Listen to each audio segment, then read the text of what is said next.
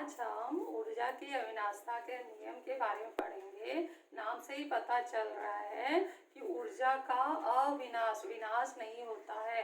तो क्या होता है, न ऊर्जा का निर्माण होता है न विनाश होता है। केवल एक प्रकार की ऊर्जा का रूपांतरण दूसरे प्रकार की ऊर्जा में होता है। जैसा कि हम लोगों ने ऊर्जा का रूपांतरण में देखा था, हम कोई भी वस्तु, कोई भी पदार्थ, उपकरण हम अपने घर में उपयोग में आने वाले ले रहे थे, तो मनुष्य क्या कर रहा था, उस उपकरणों में एक प्रकार की ऊर्जा का रूपांतरण दूसरे प्रकार की ऊर्जा में कर रहा था। जैसे कि हमारे पास ये एक विद्युत सेल है जो घरों में अधिक उपकरणों में उपयोग होता है, तो इसमें रासायनिक ऊर्जा भरी होती है। रासायनिक ऊर्जा का रूपांतरण विद्युतीय ऊर्जा में होता है।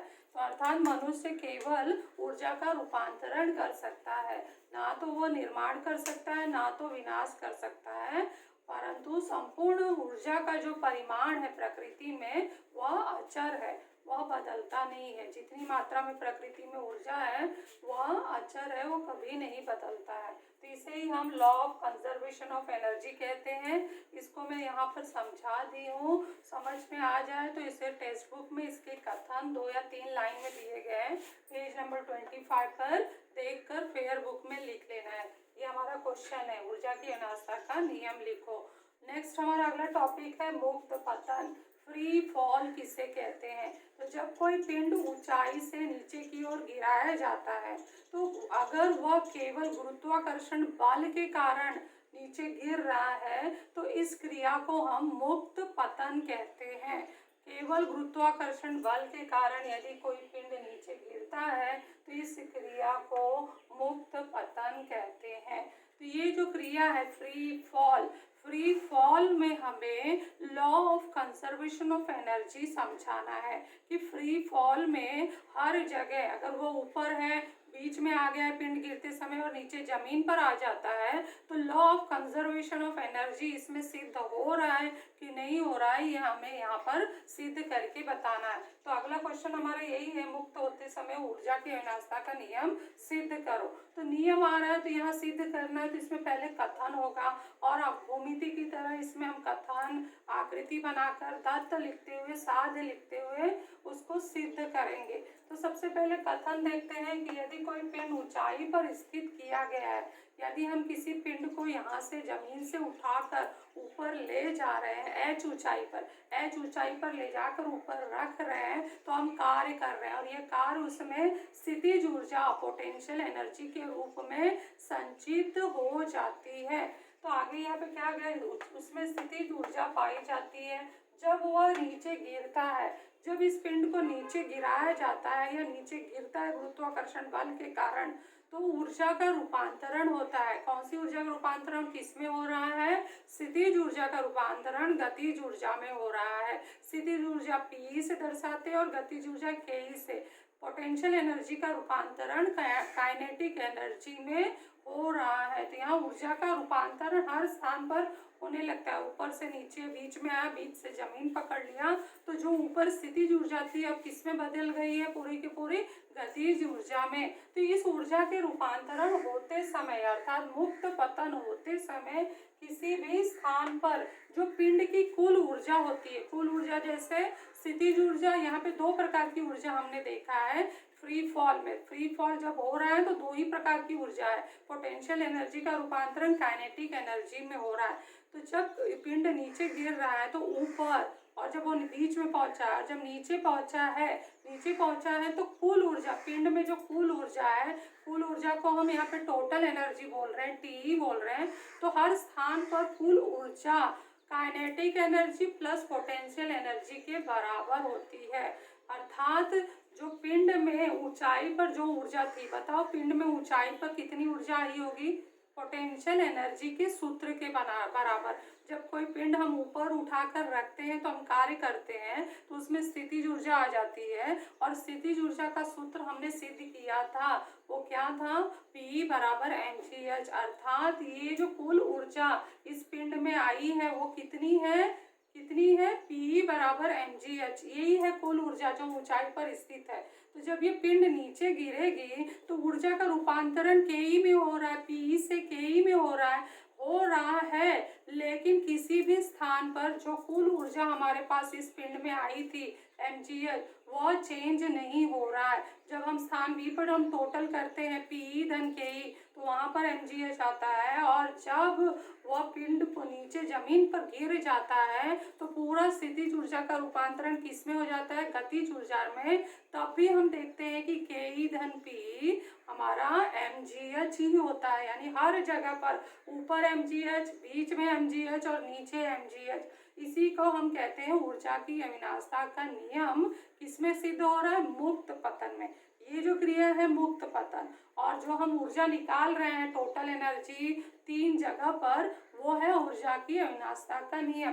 तो एक साथ हम 2 नियम यहाँ पर पढ़ रहे हैं, ऊर्जा की अविनाशता का नियम और मुक्त पतन को मिलाकर ये हम सिद्ध कर रहे हैं। तो अब ये कथन यहाँ पर समझ में आ गया होगा, लिखा है परंतु मुक्त पतन होते समय किसी भी स्थान पर पिंड की कुल ऊर्जा ऊंचाई पर स्थित पिंड की स्थितिज ऊर्जा के समान होती है। जो मैं अभी समझाई वही वाक्य यहाँ लिखा है। अब इस कथन को सिद्ध करने के लिए हमें डायग्राम चाहिए, तो यहाँ आकृति बनी है, ये आकृति दिखाया गया है। आकृति में जमीन को स्थान सी बोला गया है, और जब उसको h ऊंचाई पर ले जाकर पिंड n को रख देते हैं तो यहाँ पर स्थान ए नाम दिया गया है। और जब उसका मुक्त पतन होता है तो बीच में ऊर्जा निकालने के लिए हमने बीच वाले भाग को स्थान बी नाम दिया है। तो यहाँ जब हम ले जा रहे हैं तो h ऊंचाई कार्य होता है, अर्थात इस पिंड में पोटेंशियल एनर्जी यहाँ mgh है, और यहाँ पिंड स्थिर है, यहाँ कोई वेग नहीं है, पिंड गतिशील नहीं है, तो इसलिए इसका वेग शून्य है। वेग शून्य से यहाँ गतिज ऊर्जा जो है वो शून्य है, इसलिए गतिज ऊर्जा यहाँ शून्य है और पोटेंशियल एनर्जी mgh है। आगे जैसे जैसे हम बढ़ेंगे ये जानकारी हम ये लेते जाएंगे। तो ये हमारा डायग्राम है। जब ये पिंड गिरता है और स्थान बी पर पहुंचता है तो स्थान ए से बी तक की दूरी को हमने x लिया है, टोटल ऊंचाई h है और ये बीच की ऊंचाई x है। तो ये बची हुई ऊंचाई a और c की कितनी आएगी, बड़े में से छोटे को घटा देंगे तो h माइनस x आएगा। तो ये हमारा पूरा डायग्राम है। इसको फिर हमने दत्त में लिखा है, m द्रव्यमान वाला पिंड जब जमीन c से h ऊंचाई तक उठाकर स्थान a पर रखा जाता है, तब जब पिंड का मुक्त पतन होता है तो वह स्थान b पर पहुंचता है। तो स्थान a तथा स्थान b के बीच की दूरी x है। ये यही लिखा गया है यहाँ से यहाँ तक का। अब साध्य क्या है कि स्थान a पर हमने जब ये कार्य किया है पिंड को उठाने का, तो मैं बताई थी कि इस पिंड में कितनी ऊर्जा समाविष्ट हो गई है, पोटेंशियल एनर्जी पी की ऊर्जा, स्थितिज ऊर्जा की ऊर्जा समाविष्ट हो गई। और स्थितिज ऊर्जा कितना होता है mgh। तो यानी ये जब पिंड ऊपर पहुंचा है तो पिंड में कुल ऊर्जा यहाँ कितनी है, mgh है।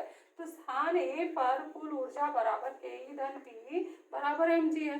तो जब पिंड स्थान बी पर पहुंचता है तो हमें सिद्ध करना है कि टोटल एनर्जी के ई धन पी बराबर mgh ही है। और जब पिंड नीचे गिर जाता है पूरा पोटेंशियल एनर्जी काइनेटिक एनर्जी में बदल जाता है, रूपांतरित हो जाता है। P बराबर के ई धन P बराबर mgh है। ये हमें सिद्ध करना है। अगर हम ये सिद्ध कर देते हैं तो हमारा ये हो जाएगा मुक्त पतन में ऊर्जा की अविनाशता का नियम सिद्ध हो गया है। तो चलो हम स्टार्ट करते हैं उत्पत्ति लिखना। सबसे पहले स्थान ए, साथ साथ में नोट करते जाओ। स्थान ए पर सबसे पहले हम पोटेंशियल एनर्जी निकालेंगे। पोटेंशियल एनर्जी इसके लिए हम जमीन से ऊंचाई ले रहे हैं स्थान ए तक, तो h बराबर होगा कुल ऊंचाई जो होगा h बराबर h होगा, इसलिए P के सूत्र में डालेंगे तो P बराबर होगा mgh। तो नंबर 1 डाल देते हैं। परंतु पिंड स्थिर है, u बराबर 0 है, इसलिए ke जो है ke बराबर क्या होगा 0 हाफ m u स्क्वायर, उसको हल कर देंगे 1/2 m0 का वर्ग। तो ke बराबर क्या हो गया 0। नंबर 2 डाल दो और उसके बाद इसलिए t निकालते हैं, स्थान ए पर t। तो पहले हम नाम लिख देते हैं पूरा कि किस स्थान पर ये t है।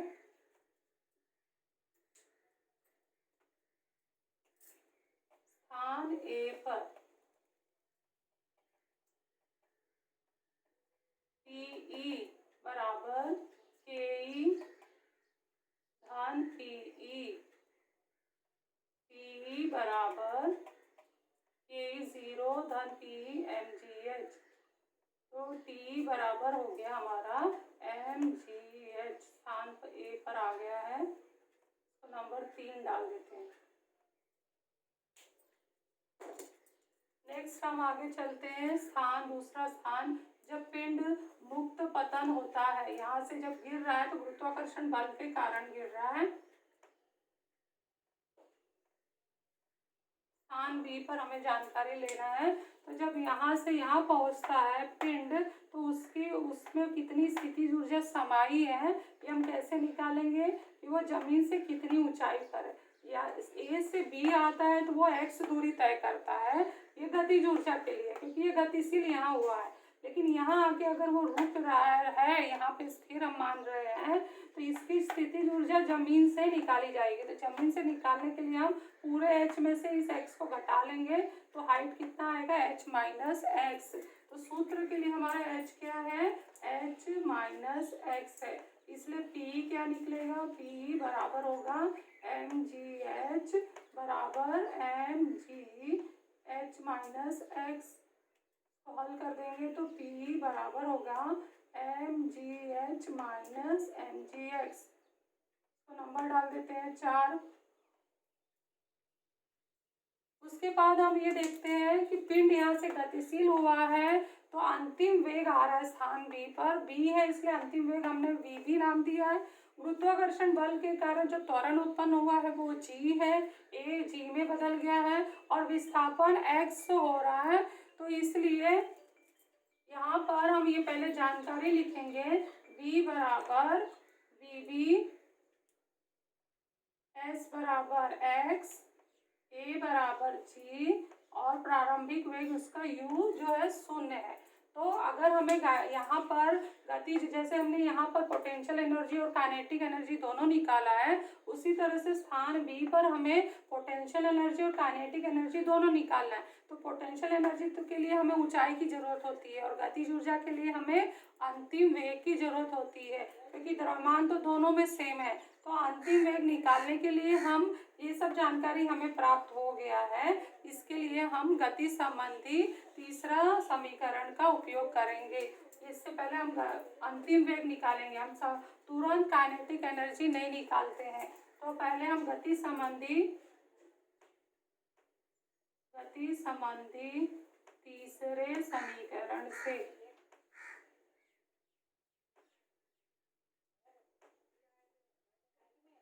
v स्क्वायर बराबर u स्क्वायर प्लस 2as, इसमें मान रखेंगे तो vb स्क्वायर बराबर 0 प्लस 2g, a का g है और s का x है, तो vb स्क्वायर हो गया 2gx। तो नंबर डाल देते हैं 5, और अब निकालते हैं काइनेटिक एनर्जी बराबर half m v square, v जो हो जाएगा vb स्क्वायर, मान रखते हैं 1/2 m vb स्क्वायर का मान कितना है 2gx, कारण लिखेंगे 5 से, 2 काट देते हैं, तो ke बराबर क्या आ गया mgx।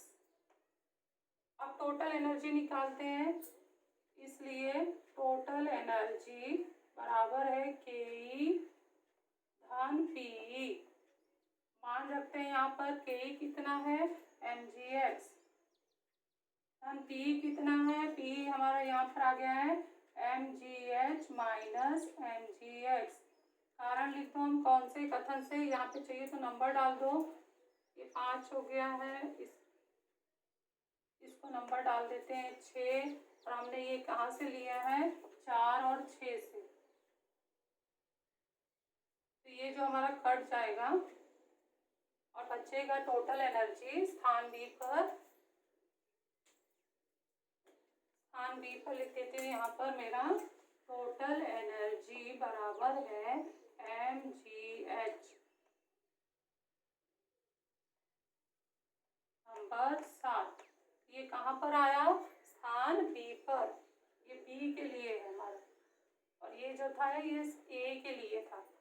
तो हमारा साध्य सिद्ध हो गया, स्थान ए स्थान बी का हो गया। अब नेक्स्ट हम स्थान सी पर चलते हैं। तो ये इसका स्क्रीनशॉट ले लो, यहाँ पर मैं मिटा के लिखने वाली हूँ।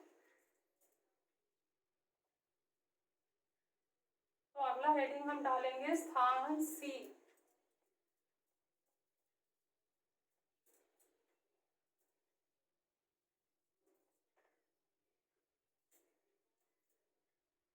स्थान सी पर, स्थान सी पर जब पिंड आ जाता है तो पूरा का पूरा पोटेंशियल एनर्जी किस में बदल गया है, काइनेटिक एनर्जी में। पूरी ऊंचाई जो है अब शून्य हो गई है। तो H बराबर हम क्या लिखेंगे, H बराबर शून्य। या तो P निकालेंगे, P का सूत्र क्या है, mgh है। तो ये हो जाएगा mg गुणे शून्य बराबर हो गया शून्य। तो मतलब P बराबर हो गया इस स्थान पर, कहाँ पर, स्थान C पर शून्य हो गया है। नंबर यहाँ पर हमारा भी NH पे, इसको 60 डालते हैं। तो P जो है ये जैसा है ना पूरा यहाँ नीचे गिर गया, तो पूरा जो P सबसे ज्यादा था वो अब रूपांतरित होकर काइनेटिक एनर्जी में चला गया है और P एकदम खत्म, जीरो हो गया है। तो P हमारा जीरो आ गया। अब उसके बाद हमें अंतिम वेग V निकालना होगा। V निकाल के हम काइनेटिक एनर्जी निकालेंगे।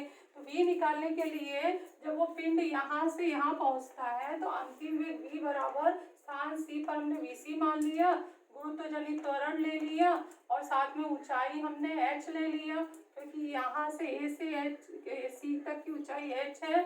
और साथ में हमने अंतिम प्रारंभिक वेग जब पिंड स्थिर था तो u बराबर शून्य ले लिया। अब गति संबंधी तीसरा समीकरण हमने यहाँ लिखा है। तो v स्क्वायर बराबर u स्क्वायर प्लस 2s में हम ये मान रखेंगे vc स्क्वायर बराबर 0 प्लस 2ag है और s जो है h है। तो vc स्क्वायर बराबर हो गया 2gh और इसलिए काइनेटिक एनर्जी निकालेंगे। काइनेटिक एनर्जी बराबर हाफ mvc स्क्वायर हो गया। तो 1/2 m गुणे vc स्क्वायर, इसको नंबर डाल दे 8। तो vc स्क्वायर का हम यहाँ 2gh डालेंगे, कारण लिखेंगे 8 से। अभी बस उत्तर आने ही वाला है, ये 2-3 लाइन और मिटा देती हूँ। तो हमारा ke क्या आ गया, काइनेटिक एनर्जी यहाँ पर क्या आ गया है, 2 कट गया तो mgh आ गया है। इसको नंबर डाल दो 9। टोटल एनर्जी स्थान C पर निकालेंगे, ke धन pe बराबर है, ke हमारा कितना आया था, mgh आया था, यहाँ से धन p कितना आया 0। तो इसलिए t बराबर स्थान C पर क्या हो जाएगा, mgh। ये हमारा स्थान C का उत्तर है। स्थान C का नंबर डाल दो, यहाँ कारण लिख दो हमने कहाँ कहाँ से लिया है, 7 और 9 से। और इसका भी हम नंबर डाल देते हैं 10। तो इस तरह से हमने मुक्त पतन में ऊर्जा की अविनाशता का नियम सिद्ध कर दिया। ये जो क्रिया हो रही है मुक्त पतन हो रही है, यहाँ से यहाँ मुक्त पतन और हर स्थान पर ऊर्जा का मान, यहाँ पर mgh, स्थान B पर mgh टोटल एनर्जी, स्थान C पर mgh सिद्ध हो रहा है। तो ये हमारा है ऊर्जा की अविनाशता का नियम। तो इसे नोट कर लो, ध्यान से समझ लो।